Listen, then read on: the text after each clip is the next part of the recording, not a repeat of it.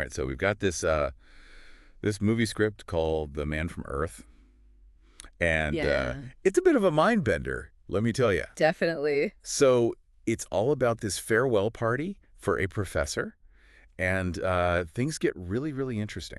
Yeah, what's really cool about it? It's like it's all dialogue, right? It's like we're eavesdropping on this intense conversation It is. about history and belief and what it means to be human. Yeah.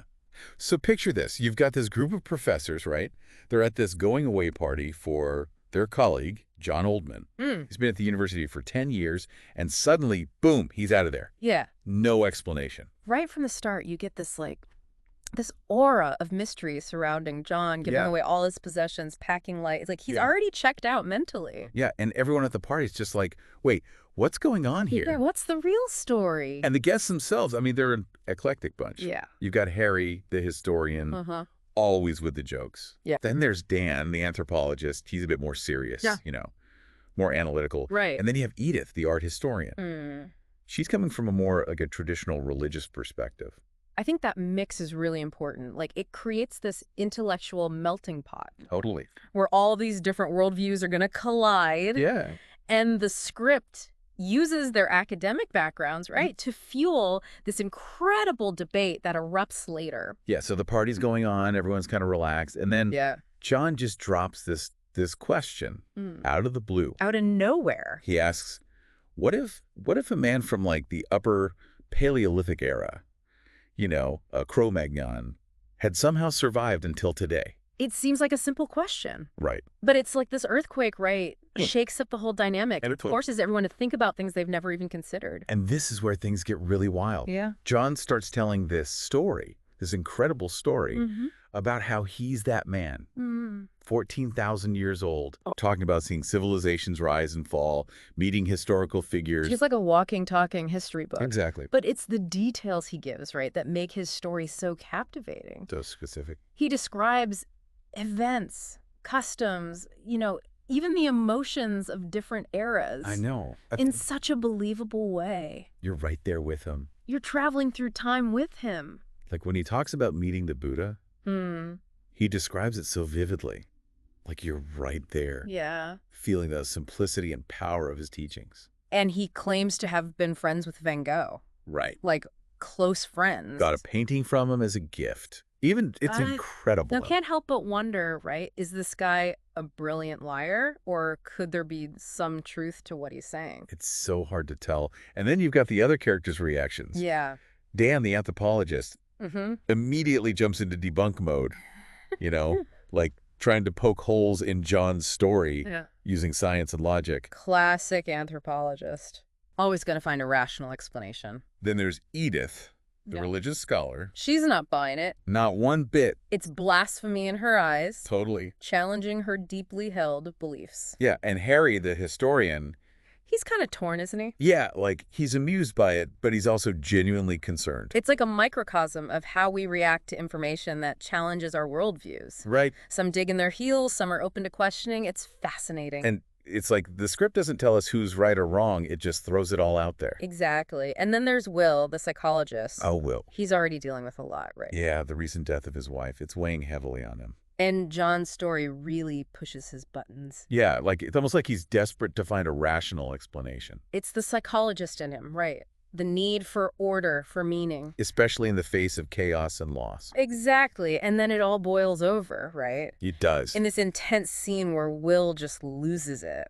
Yeah, he accuses John of being a vampire. Can you believe that? It's a powerful scene, so raw. It is. It yeah. shows just how deeply John's claims are affecting them, forcing them to confront their own mortality You're right. and the fragility of their beliefs. This story is pulling back the curtain on their deepest fears and insecurities. Yeah, and then, out of nowhere, Boom. John drops the bomb. He says it was all a story. Just messing with them. A fabrication. Okay, But here's the thing. There are these little hints, these Right. tiny inconsistencies that make you wonder if he's being completely honest.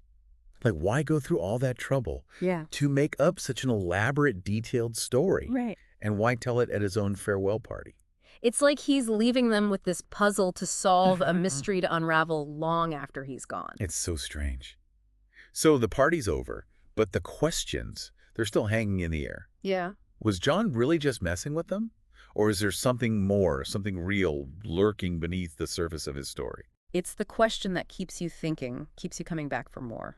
And that's exactly what we'll do. We'll dive deeper into this mystery in the next part of our deep dive. Yes, stay tuned. You know, it's like the script is using this wild story to, like, explore some really deep human anxieties. Yeah. Yeah. It's like it's tapping into our fascination with the unknown. Totally. I mean, who hasn't thought about what it would be like to live forever, right? Right. And the way John weaves these ideas into his story, it's pretty amazing. It is. It is. He doesn't just say, oh, I've lived for thousands of years, you know. No. He gives you these really specific details. Yeah. Makes it feel real.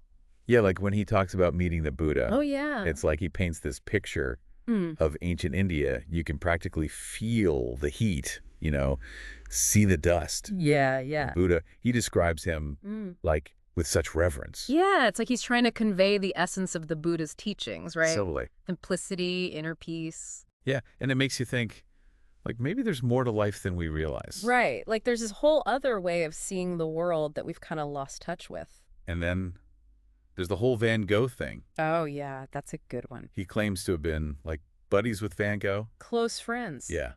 Received one of his paintings as a gift. A painting that supposedly captures, like, the essence of their shared understanding of the universe. Whoa. It's pretty mind-blowing. It is. It's like, is he serious? And then, he drops the biggest bombshell of all. Oh, yeah. His connection to Jesus. That's where things get really interesting. It's like the script is walking a tightrope Mm. between historical speculation and religious heresy. It is. It is. But he doesn't deny Jesus's existence. No. He just offers a different perspective, you know? Right, like a reinterpretation. Yeah, like maybe Jesus was a student of his, someone who tried to spread the wisdom of the Buddha in a way that, people at the time could understand. It's a pretty radical idea. Oh, absolutely. And of course, Edith, the art historian, she's horrified. She flips out. It's like a direct attack on her faith. But it's not just about religion, right? It's about how we construct our beliefs and how those beliefs shape our whole understanding of the world. Yeah, Edith's reaction, it's like it's a reminder that sometimes the hardest thing to change is our own minds. It's easier to just dismiss something as crazy Right. than to actually consider that we might be wrong. It's a very human reaction. It is. And each character, they kind of react in their own way. Yeah, they represent these different facets of human skepticism. You've got Dan, the anthropologist. Mr. Logic. Yeah, always trying to find the rational explanation. Picking apart the details. Then you have Harry, the historian. He's an interesting one. He is. He's like enjoying the intellectual puzzle of it all. Right, but he's also wrestling with the implications. It's like he's torn between skepticism and fascination. He is. And then there's Will. Will. Still reeling from his wife's death. Yeah, it's like he's searching for something to hold on to, something to give him hope. And John's story, with its talk of immortality, it's like it becomes this focal point for Will's grief and confusion. It's heartbreaking to watch, really.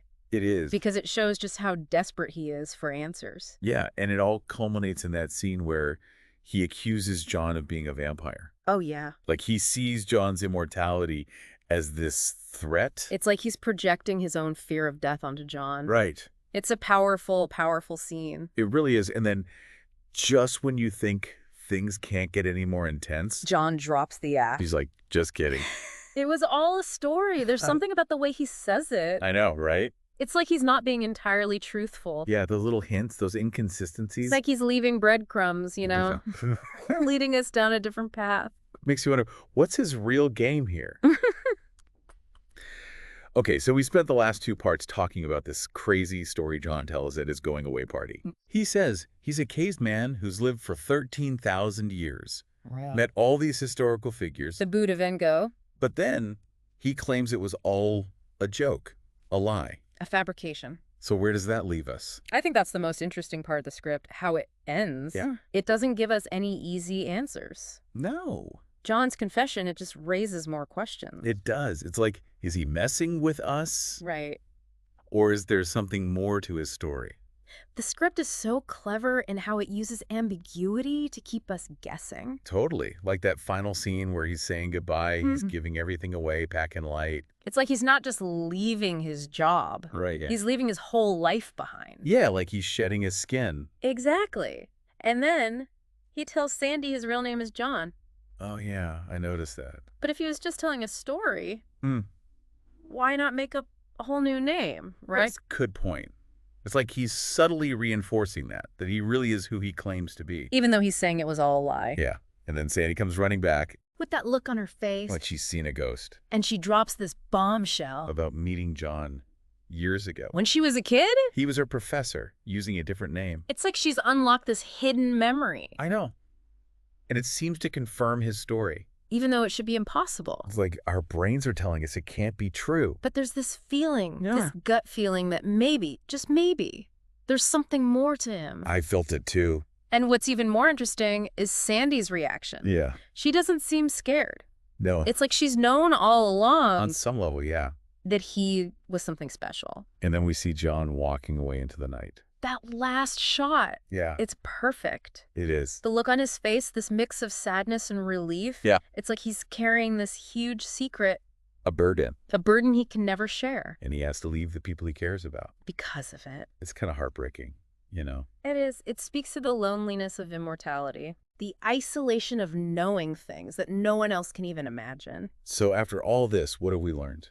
I don't know if we've learned anything for sure, No? but we've definitely got more questions than answers. We do. And this sense of wonder, this feeling that maybe, just maybe, there's more to the world than we think. Right. It's like the script is challenging us Hmm.